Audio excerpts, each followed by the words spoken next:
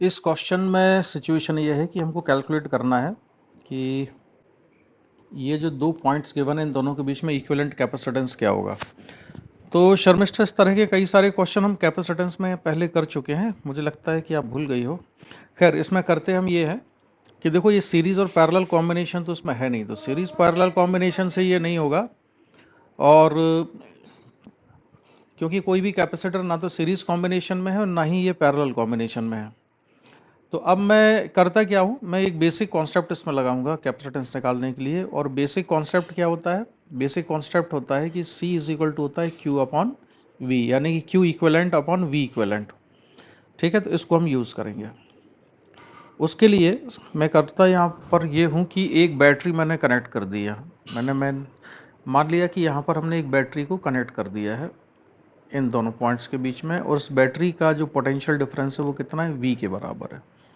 ठीक है, तो पोटेंशियल डिफरेंस हमने ले लिया इसका V के बराबर, और इस डायग्राम को मैंने थोड़ा रीड्रॉ किया, तो ये सिचुएशन आ गई यहाँ पर। अब मैं क्या करता हूँ, मैं मान लेता हूँ कि जो ये वाला पॉइंट है बैटरी का, जो नेगेटिव टर्मिनल है, इसका पोटेंशियल है 0, तो इसको हमने 0 पोटेंशियल पे लिया, तो इसका पोटेंशियल V हो जाएगा। यहाँ पोटेंशियल मान लेते हैं इस जंक्शन का x के बराबर है, इस वाले जंक्शन का पोटेंशियल है y के बराबर। अब मैं चार्ज कंजर्व करूंगा, ये हमने करंट इलेक्ट्रिसिटी में कई क्वेश्चन सॉल्व किए थे, उसी तरह के हम यहाँ पर करेंगे, चार्ज कंजर्व करेंगे। जो ये वाला जंक्शन है, इस वाले जंक्शन से मैं लेता हूँ एक यहाँ पर, एक यहाँ पर और एक यहाँ पर।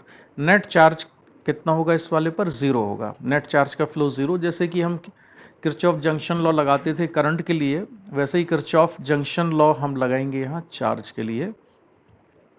उसका बेसिक रीज़न ये है कि ये जो तीन प्लेट्स हैं, ये तीन प्लेट्स का जो सिस्टम है, इन तीनों प्लेट्स पे मिला के नेट चार्ज 0 होना चाहिए, क्योंकि ये एक आइसोलेटेड सिस्टम है, बैटरी के साथ इसका कोई कांटेक्ट नहीं है, इसलिए ना तो बाहर से इस पर चार्ज आ सकता है और ना ही इस सिस्टम से बाहर चार्ज जा सकता है। तो इन तीनों पे मिला के चार्ज कितना होना चाहिए? 0।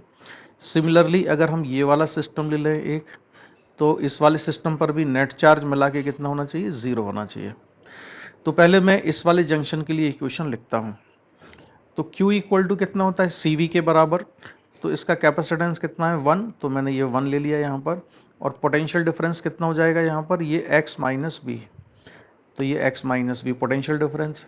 अब हम इसके ऊपर चार्ज लिखते हैं, तो इस पर चार्ज होगा CV, तो C कितना है? 3 माइक्रोफेराड, और पोटेंशियल डिफरेंस हो जाएगा x माइनस 0, तो x minus 0।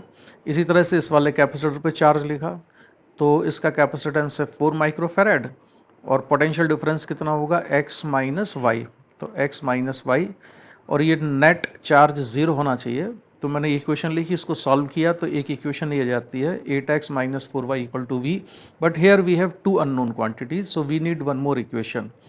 That is why I use Kirchhoff first law, you can say junction law at this junction y। तो यहाँ पर भी नेट चार्ज हम 0 कर देंगे। तो नेट चार्ज यानी कि इस कैपेसिटर का चार्ज, इसका चार्ज, इसका चार्ज, इन तीनों का चार्ज मिला के हमको 0 कर देना है। तो जैसे हमने पहले अप्रोच किया था, मैं इसमें सेकंड इक्वेशन बनाने के लिए क्या करता हूँ, इस पर चार्ज लिखता हूँ पहले। तो इसका चार्ज, इसका कैपेसिटेंस है 3, इस पर चार्ज पोटेंशियल डिफरेंस होगा y माइनस वी, तो y माइनस वी।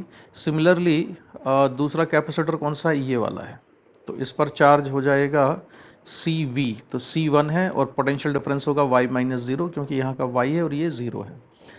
फिर बचा ये वाला कैपेसिटर, तो इस पर चार्ज होगा CV, तो C कितना? 4 माइक्रोफेराड, और पोटेंशियल डिफरेंस हो जाएगा y माइनस एक्स, तो ये y minus x potential difference. Total charge मिला के हमने कर दिया इसका 0, और इसको सिंप्लीफाई करने से इक्वेशन आ जाती है 2। अब इक्वेशन नंबर 1 और 2 को जो हम सॉल्व करेंगे, तो x की वैल्यू आएगी 5/7, और y की वैल्यू आ जाती है 7/12 v के बराबर। ठीक है, x और y में रिलेशन आया एक्चुअली, ये इसमें x और y में जो रिलेशन आया, इसको किसी भी एक इक्वेशन में हम सब्स्टिट्यूट कर दें। तो मैंने इक्वेशन 1 में x की वैल्यू को सब्स्टिट्यूट किया। After substituting value of x in equation 1, I get y equal to 7/12 v, and also I get x equal to 5/12 b। तो बस अब कैलकुलेशन ही बाकी है। अब C इक्विवेलेंट, इक्विवेलेंट कैपेसिटेंस किसके बराबर होगा? Total charge supplied by the battery divided by total potential difference across the system या across the system of capacitors. तो वो है V इक्विवेलेंट, जो कि बैटरी का पोटेंशियल डिफरेंस है। तो Q इक्विवेलेंट हम लिख सकते हैं charge on 1 microfarad capacitor plus charge on 3 microfarad. कौन सा, ये देखो डायग्राम में, जो चार्ज यहाँ से फ्लो होगा बैटरी से, बैटरी का पॉजिटिव टर्मिनल जो चार्ज देगा वो एक तो इस वाले कैपेसिटर पे जाएगा और इस पर जाएगा। तो इन दोनों कैपेसिटर का हम चार्ज निकाल लेते हैं। This is the charge supplied by the battery. तो 1 माइक्रोफैराड और 3 माइक्रोफैराड पे मैंने चार्ज कैलकुलेट किया। तो ये चार्ज आएगा कितना, चार्ज होता है Q इक्वल टू CV। तो 1 माइक्रोफैराड का कैपेसिटेंस 1 है और potential difference V minus x. इसके अक्रॉस पोटेंशियल डिफरेंस हो जाएगा V माइनस एक्स और इसके अक्रॉस पोटेंशियल डिफरेंस हो जाएगा V माइनस वाई 3 माइक्रोफैराड के अक्रॉस। तो 3 into V minus Y 1 into V minus X, इसको सिंप्लीफाई करेंगे तो Q इक्विवेलेंट कितना जाता है, Q इक्विवेलेंट जाता है सॉल्व करके 11/6V। और Q equivalent upon V, Q equivalent upon V ये क्या चीज हुई, ये by definition this is the equivalent capacitance of the system. So answer of this question is 11/6, right, and this is the solution of the your doubt problem. Okay.